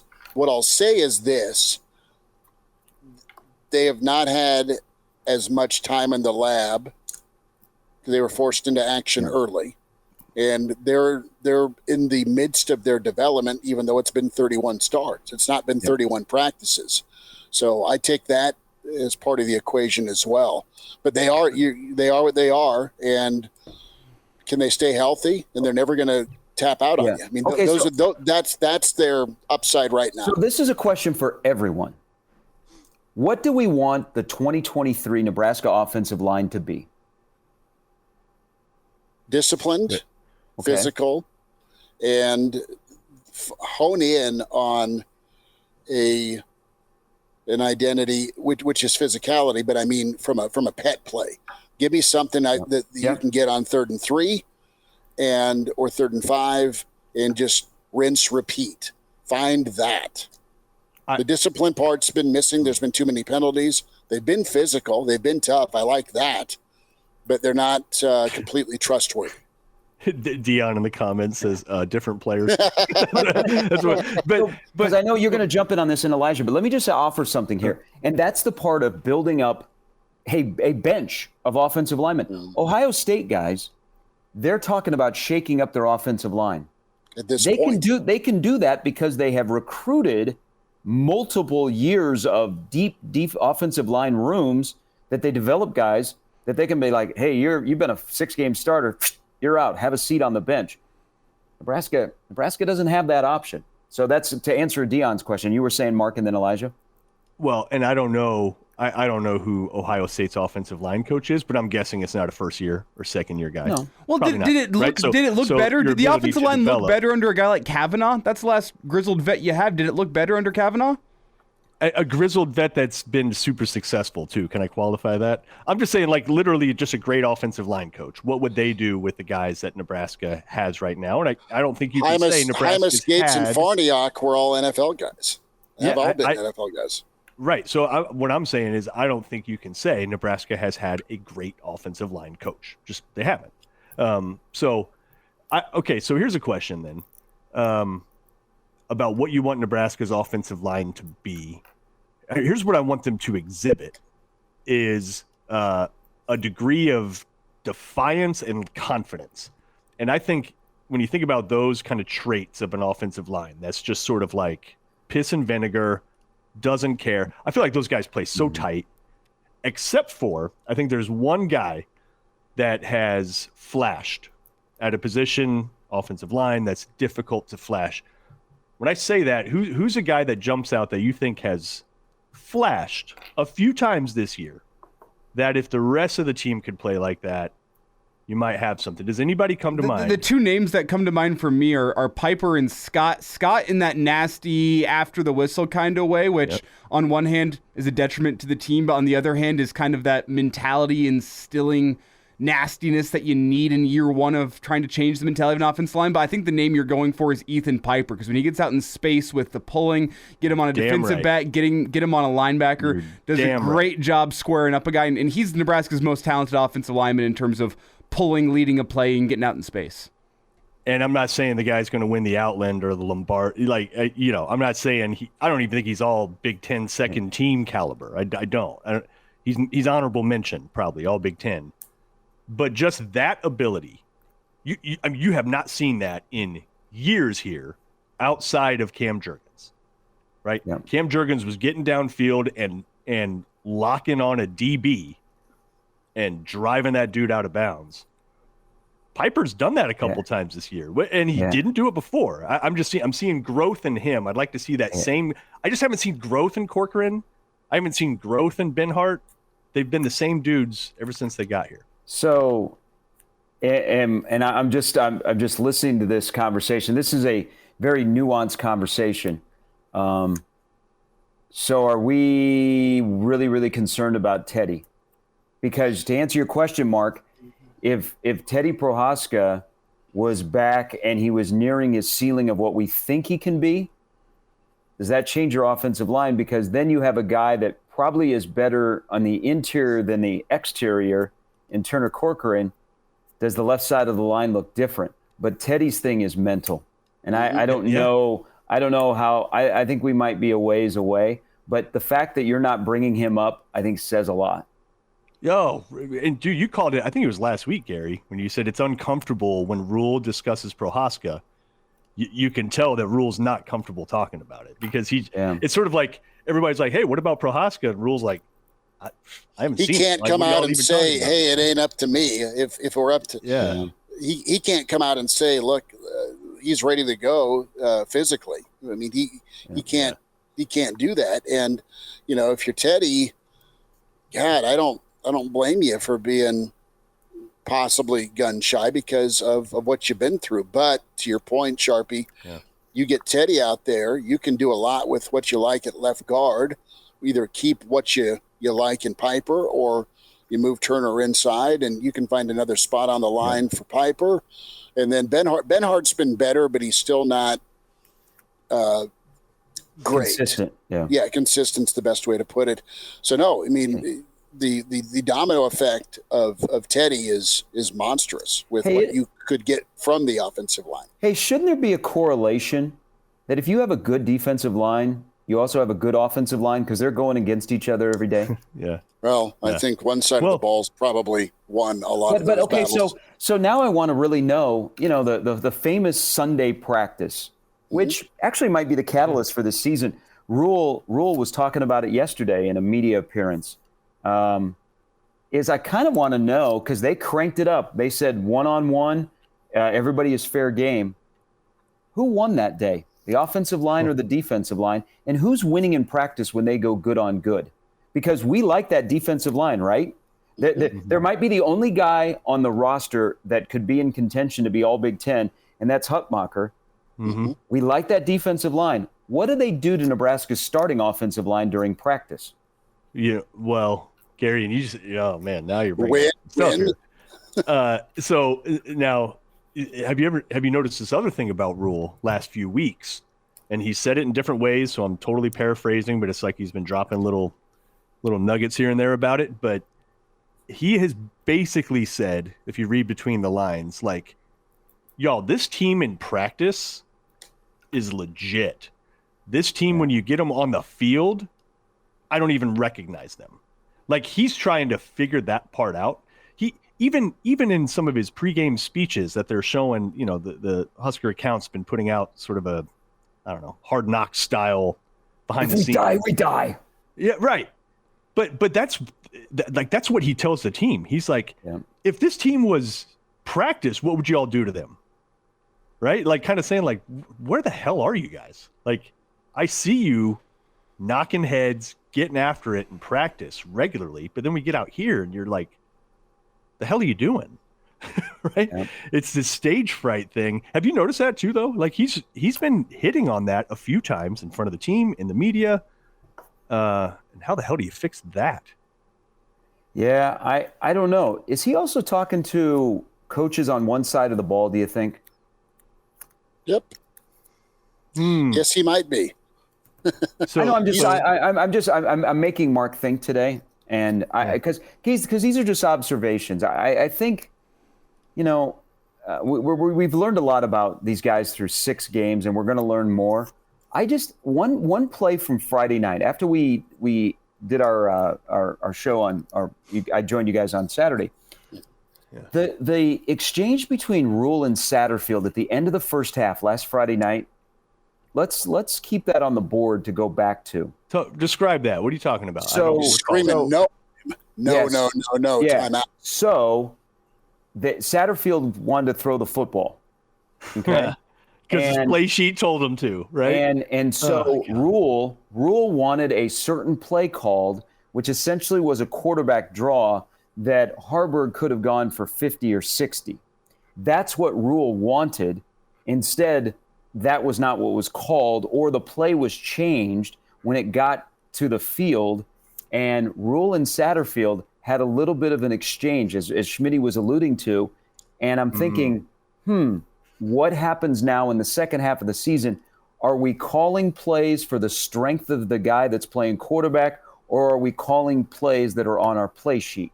Because that will show you maybe where Matt Rhule believes this team is and where they can go by what they do with how they run their offense. Instead of we're running it because this is what we're supposed to do, or we're running this because this is what we have to do.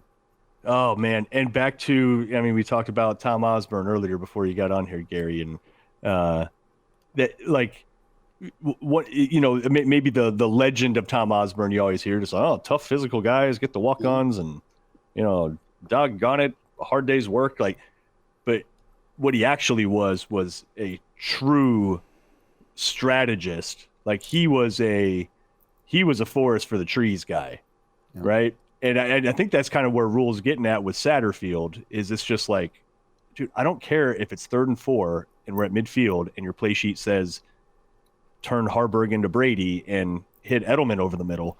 We don't have Edelman. He's not Brady, right? Like, take a look at what you got and be what you are, right? Like, that's actually reassuring. That's reassuring that Rhule's getting in on that level. Right. I expect more management, micromanagement, if necessary, by Rhule in the second half with the offense. Well, one thing we talked about, Schmidt, earlier in the week, and I think maybe it's where the disconnect lies, is I think you have a guy in Marcus Satterfield who isn't compromising what he is offensively because he knows some of these play calls he's making and some of the game plans he's setting out are set out in a way that's trying to build for 3 years from now, if that makes sense, trying to instill that within the guys that are here now to say, hey, we're going to run now what we're running in 3 years, regardless if it works now, because we're going to get better at it now, so we're great in 3 years, where I think Matt Rhule, based on that little dust-up, that's an exaggerated way to say things, but the dust-up we saw before halftime, I think that's Rhule saying we want to do what is going to help us win now, and we'll worry about 3 years in 3 years from now. It's kind of how I see the two sides to this. It's a balancing act, isn't it? Win now, get to a bowl game now, because that'll help you for the future with development, but also guys get good at what we want to run 2 years from now, 3 years from now, but you're going to have different personnel. Sharpie, what's the rest of the weekend look like for you, bud? Before we say goodbye. You know what? I'm probably going to hit a pumpkin patch, maybe drop in on somebody's wedding. I think we all, because we're sickos, I'm going to do 2 sicko things this weekend. I'm going to watch Iowa, Wisconsin, and because I have to, that's what we do in our life as Cub fans. It's 20 years ago today that a ground ball to Alex Gonzalez was fumbled. It would have been an inning-ending double play, and we would have never known about Steve Bartman. So I was in a bar in Boulder on my honeymoon when that happened. Don't even talk about the playoffs right now. Braves getting bounced by the Phils 2 years in a row. Bold of you, Mark, to pull on the Braves hat in a day like today. Bold of you. No. Sorry, bud. I support them thick and thin, man. I'm doing it only for Acudia going 40-70, man. Hey, That's should we all do the Bryce Harper stare on Mark? Dude. All right, Bryce Harper, I'll tell you what. Though. I know people hate on him. I love that dude. That dude can. Man, hey, when healthy, he's in a debate for at least the top 5 players in baseball. Does anybody on earth get his money's worth more than him? Like, that dude is just hacking every effing time. I mean, God. I love that. I love just going up to bat and watching someone just swing out of their ass. Hey, does anybody get their money's worth more than him? Skilled enough to do it, right? And I know. enough to. I can go swing out of my ass. I just won't touch anything. Right. Runs in the family. Wow. Well, hey, put some more money in the meter. We got 5 more minutes of the show. Well, Schmitty, let's talk about what's going on at home. No, brother. I was talking about Junior's plate appearance, not Mama. Okay. All Good. right. Mama will do anything for $200 on the nightstand. I mean, Oh, good. You're just ruining your son's confidence. How about that game day that's on TV? I was going to say, Gary, before we get you out here, we have a really important question in on this stream that I want to get your take on. This might be a good place to close. It comes from Ryan. He asks, Green Day or Blink-182? Blink-182. Ooh. I'm a Green Day guy. All the small things.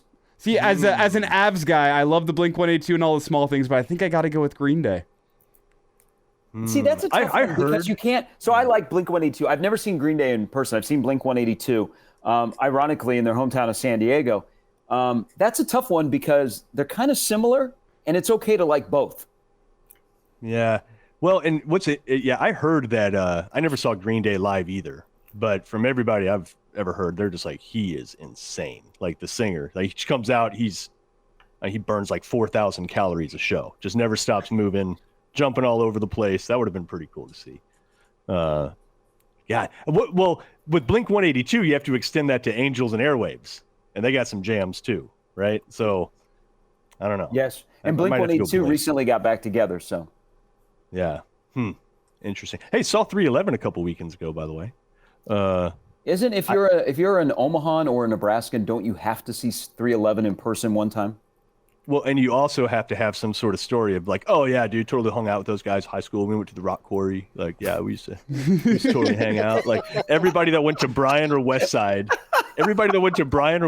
is Nick Hexum's cousin or Peanut's nephew. It's absolutely ridiculous. But I'll tell you what, those guys at this point, they're like in their 50s now, but they're in like the same shape they were in the 20s. Yeah, we're knocking on that door shortly at some point. But they are dialed in. Like their sound is like they've perfected it at this point. They sound better now than I think they sounded even. Wow, that's saying a lot for a group that's been around for a while. Yeah. Yeah, they're pretty dialed in. Let's see. Okay, we got the conservative Husker chiming in saying music-wise, Green Day. Character-wise, Blink-182. I don't think he's talking about character in terms of like, character is what you do when nobody's looking. I think he's talking about having characters that were kind of wild and weird, right? Personalities, yeah. Yeah, yeah. The guy from Blink-182, this is Fox. Fox, I don't think this is his real name. Fox Jorkarzel. In the stream says the guy from Blink-182 started a school for finding aliens. Is that true? Yeah, Tom DeLonge. So Tom DeLonge has become a UFO researcher. Perfect. If I get rich and famous, I'm going to start a school for finding Bigfoot. It's real. I think they're in small populations out there in the woods. They're reclusive creatures. I think they're out there. That's the school I'm starting. Hold on. Okay, Elijah, have you been to the Bigfoot Museum in Hastings? I have not. There's a museum?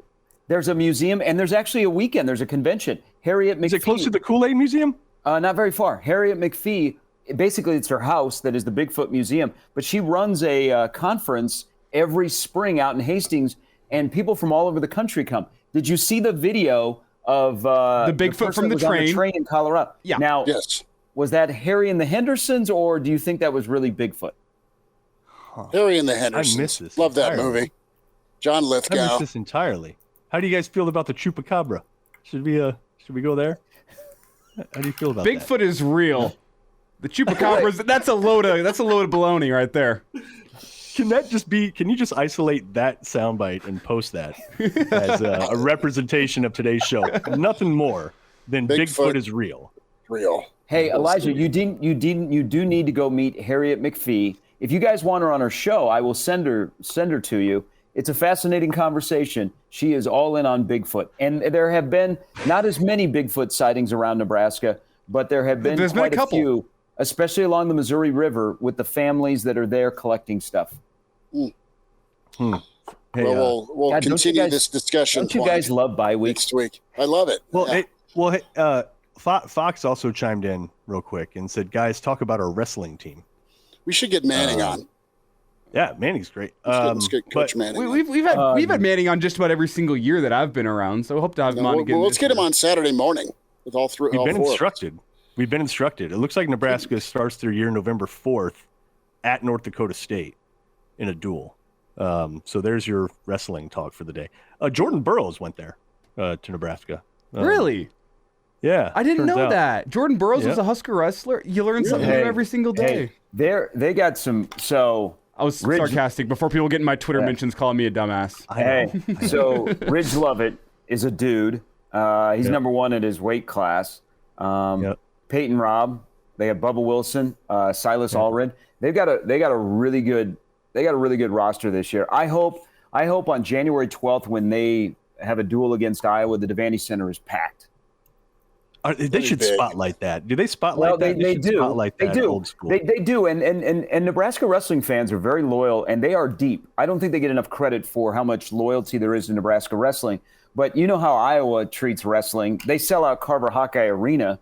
They come over. I mean, it's a great atmosphere. It's a great duel, but it's even better in the stands of people going back and forth. And if if you've not been to a college a duel for college wrestling, go. Because you become part of the actual, from weight class to weight class, you're like involved in it. And also to see Mark Manning, who is a little bit more calm and cool than he was when he was a little bit younger, but coaches in wrestling, it doesn't have to be the knuckleheads, the Brands brothers, the college wrestling coaches, to watch them, it's wild because you think they're wrestling at the same time while they're watching the wrestler out on the mat. It's great. I highly recommend it. Maybe we'll go as a show on January 12th. We'll get connected with Uncle Andy, my brother-in-law, huge Nebraska wrestling fan. My dear friend Iowa Russ, huge Iowa wrestling fan. They go together every year to watch Iowa, Nebraska. Yeah, you're in the best recruit. You're in the best conference for wrestling. I mean, the Big Ten dominates NCAA wrestling. Just look from Penn State, Ohio State, Iowa. I mean, look at the national championships that are out there. Michigan has had their moments. Nebraska has kind of found a place. Minnesota along the way. It's a great wrestling conference, and Mark Manning. It was like, okay, did Nebraska wrestling hit the ceiling? And then they've kind of reset the last couple of years. And this is a big year for them. They got a really, really good roster, and it's full of a lot of Nebraska kids as well. Sharpie, enjoy your bye weekend, brother. We'll run you down next week. Nebraska Northwestern 2:30 at the Single Barrel. Guys, thanks for hanging out today. Thanks, guys. We forgot to get to Husker baseball again. Geez. One of these days. One of these days. Drew Christo looked really good this fall, Mark. Good, because he's built like Clemens. That'd be great if he could throw like him. And he is. He's built exactly like Clemens, like they're clones. By the way, terrible story. I know, Chris, you were trying to cut this thing loose, and you have been for a little bit. I'm Just sorry. Check your text message. Yeah. 17 minutes ago. Hey, got to wrap. So this week was the fall red-white series, right? Yes. And Nebraska won. I see what you did there. Save that joke for the spring game football. That's going to be bring that back. People won't even know. So the original schedule was going to be a doubleheader Wednesday and then a single game Thursday. That's what they published last week, right? And it's a great thing to take kids to because there's like 80 people there, maybe. And it's the end of the year, so all the guys have exhausted their equipment. They're going to get new stuff the next year. So they come into the stands, they autograph, they give their gloves and their wristband. It's awesome. Great thing for the kids. Well, that was the original schedule. So I drive down Wednesday. I take the boy there. I'm talking him up like, hey, man, you're going to be able to watch some real players up close. You're going to get autographs, foul balls. It's going to be amazing. They changed the damn schedule. So they played Monday, Tuesday, and Wednesday instead to hedge against the rain. But, of course, it's not like any media outlet covered that because no one gives a crap about Nebraska fall baseball except me. Us, because we're talking about it. Yeah, well, right. And, but God, you talk about disappointment. Drive all the way to Lincoln, pull up to the stadium, and there's like 2 cars in the park. I'm like, what the hell's going on? You look up the schedule, and they had already played that day. What else? So, sorry, little aside. But, Gary, what else did you hear besides Christo? Anybody else have a big year? Some new guys? Butenbach had a good fall. Max is awesome. Max is catching. So he wasn't a catcher at Southeast. but he's catching. So him and Columbus were the two catchers. Dylan Carey. What about Karen? I don't think he caught this fall. Huh. I could be wrong, but Will Jeske went deep. Yeah. That was cool. Carey had a good fall. Dylan Carey. Gutenbach comes from a family of prominent Hastings basketball guys. Yes. One state. And his mom has a brother that went to Grand Island, was a Kenny Fisher boy, was a offensive lineman at Nebraska as a walk-on, and now owns a pizza place in Omaha. Yeah, it's Vers. Yeah, Max Gutenbach. Love the family. His uncle is Matt Rhule. Really? I didn't realize. Okay. Interesting. Could we also mention another group of people had a good fall with the fall series? The umpires. They did great out there. Whoa. Look at you shouting out your bros. Whoa. Like oh, no. I thought Elijah was going to say I was one of the umpires. No. They don't. Not yet. They let me do a scrimmage one. Elijah? They let me do a scrimmage one time out at Sherman, and they never invited me back. So you did a Husker scrimmage as an ump? Yeah. Oh, and they never invited you back. He went Dinkinger. What did you do? If you could relive it, Elijah? What did? No, I had a fine game. I mean, well, it was before the 21 season. And I remember being out there and being like, man, this team doesn't hit many singles. They're all swinging for the fences. Hopefully that's not an issue. And then that was, in fact, an issue. So I'd like to... Were you behind the plate? Or did you say that out loud? No, I didn't say that out loud. I said it to Schmidt after the game. But I was a little disappointed because they paid me not in cash, but in a baseball. Gift cards? They gave me like a Big Ten branded baseball for the road. And I went, oh, thanks. That's awesome. That's all you got was a Big Ten branded baseball? Yeah. And clearly like not from the souvenir stand? Let's be clear, that also wasn't official payment. That was me just walking out of there, going past a bucket of balls and going, I guess I need something for my time here. Were you ump? Were you behind the plate or at first? Or where were you? I didn't bring my plate gear, so we were like rotating around, getting everyone a chance. I didn't bring my plate gear that day, so I was just out. I did first base, second base, third base, and got to talk to all the coaches and talk to some of the players. It was a pretty low-key scrimmage. It was a spring scrimmage, so. Elijah, the next Dave Schillinglaw, media and umpiring. You know, that's good. Well, there is one thing for sure. They have. Chris keeps trying to go. Chris keeps trying Jesus to go. Christ. Hey, they will have a lot of competition when they start up in the spring in February in practice when they get ready for the season. They do have a deep roster that they will have a lot of competition. I mean, guys are not guaranteed spots. So at least they have, they got a rebound from last year. At least they have recruited themselves into options. I mean, it's not going to be easy. You replace your middle infield of those two studs.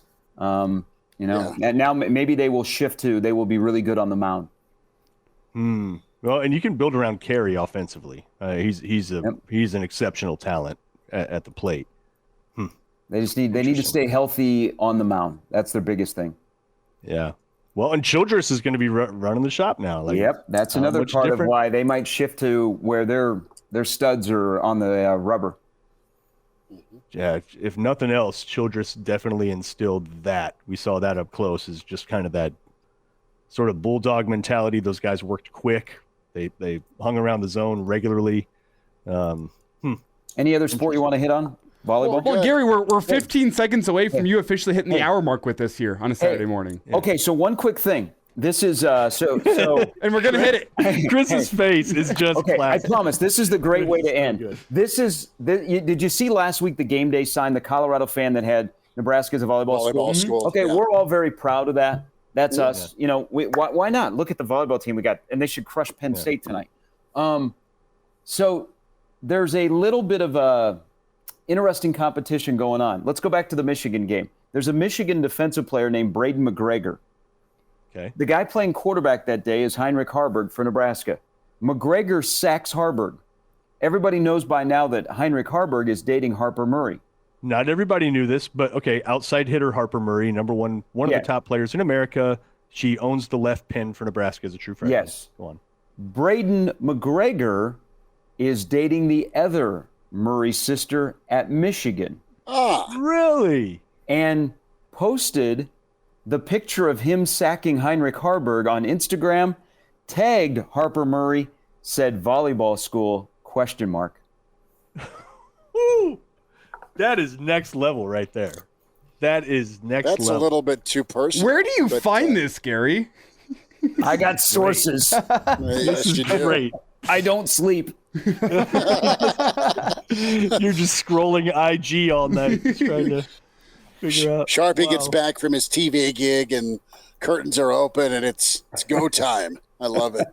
That is, I'll tell you what though, that is some deep level smack talk right there. Like that's tough to top, right? Like what do you say if you're Harbor at that point? Oh, You say, you know what? Yeah, right now we are, and I'm very happy about it. Did you see Saturday night in Ann Arbor? Nebraska crushed Michigan. that's right.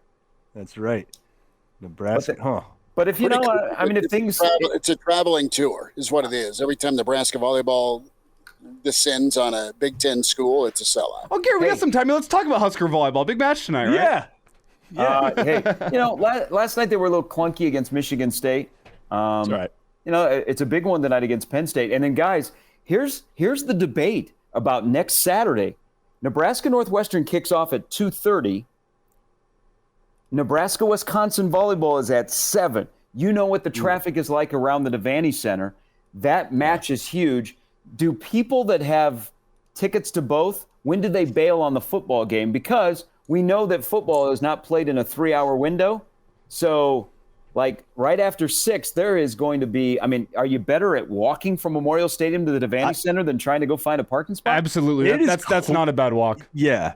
It is closer than it used to be with the roads that have been built, right? Like it used to seem like two separate sides of town. You have the trail underneath you have the trail underneath Antelope Valley as well. Now that kind of helps with some of the walking, and I understand not everybody is a 24-year-old like myself that can make that walk easily. But if you are able to make that walk, really not that bad. Get a couple beers in you after the game between the two, and it makes the walk go pretty quick. Let's rent about 6 school buses, charter from West Stadium to Devaney.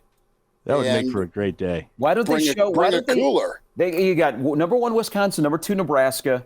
Why don't they show it on Husker Vision if you want to stay in Memorial Stadium and watch after Nebraska Northwestern? It's gonna be 75 and great. Why not? Yeah. Yeah. I'll tell you Jim this. Cantori, I don't think so. You don't think so? No, I looked at 70. No, I think it's supposed to be. It's supposed to be what it's supposed to be in fall around here. But still, that is next Saturday is like a Husker sports paradise. You got a home football game that also, remember, that's the throwback uniform. So Nebraska actually be wearing blue for that game. Is that Northwestern? Sort of. Yeah. Okay. They're wearing the throwback blue uniforms. trim around the numerals. Yes. Yeah. Millard South tribute. Yes. And then you have the mega volleyball match where if Nebraska is headed where they are, where I think they're headed, I mean, you can't let Wisconsin roll into the Vandy Center and just clean up and go home. And speaking of where you think they're headed, Nebraska's been a very similar team, I think, in the 4-ish years leading up to here.